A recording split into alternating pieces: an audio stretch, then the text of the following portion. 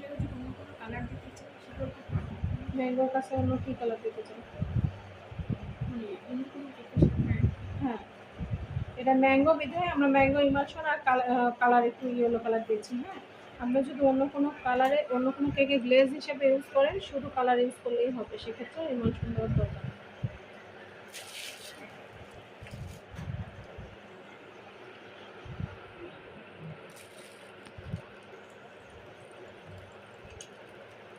যেটাতে করে টাইমে যাবে না ফ্রিজে রাখলে সেটি একটা ময়লা দেখা যাচ্ছে চুল